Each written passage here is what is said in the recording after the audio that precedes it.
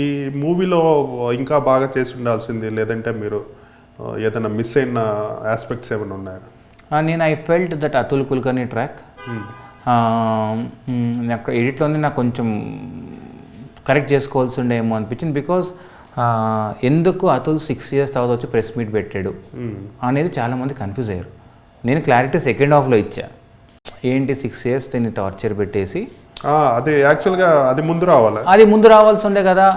నేను అనుకున్నా అది మనం ఫస్ట్ ఇలా ఇచ్చి పే ఆఫ్ అక్కడ ఇద్దాం, అంటే బేసిక్గా పే ఆఫ్ ముందు ఇస్తే సెటప్ తర్వాత ఇద్దాం అనుకున్నా.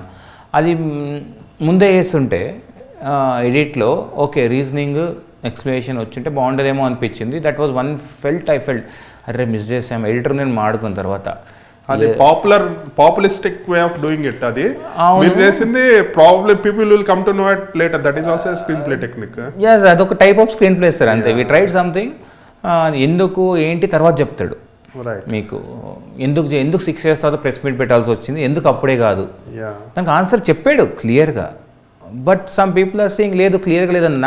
నాకేం అర్థమైందంటే అది ముందు రావాల్సి ఉండే, మీకు లీనియర్గా వచ్చింటే క్లారిటీగా క్లియర్గా మీకు. బట్ ఆ క్యూరియాసిటీ ఫ్యాక్టర్ ఉండదు కదా, ఎందుకు చేస్తున్నాడు అనేది.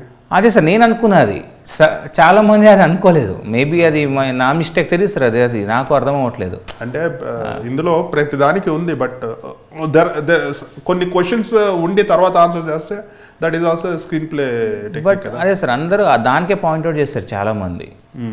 నేను అదే ఎందుకు మీరు చెప్పిందే వై అనేదే కదా మనకు సెకండ్ హాఫ్ అనే ఫీలింగ్లోనే మీకు అందరిని క్వశ్చన్ మార్క్స్ పెట్టుకుంటే నేను 1 by 1 నేను సాల్వ్ చేసుకుంటూ వచ్చాను. ఈ పాయింట్కి ఎక్కువ ఎందుకు కమ్యూనికేట్ కాలేదు సార్, ఎందుకు అన్నీ చాలా బాగా కమ్యూనికేట్ అయ్యే పాయింట్స్, కానీ ఇది ఒక్క పాయింట్ ఎందుకో కమ్యూనికేట్ కాలే ఆడియన్స్కి. కొంతమంది సెక్షన్ ఆఫ్ ఆడియన్స్కి ఇంకొంచెం క్లారిటీ ఉంటే బెటర్ ఏమో అని అడిగారు. డెఫినెట్గా నేను కూడా ఓకే నెక్స్ట్ టైం రాసుకున్నప్పుడు ఇంకొంచెం ఇదే స్క్రీన్ ప్లే రాసుకున్నా క్లారిటీగా చెప్దాం.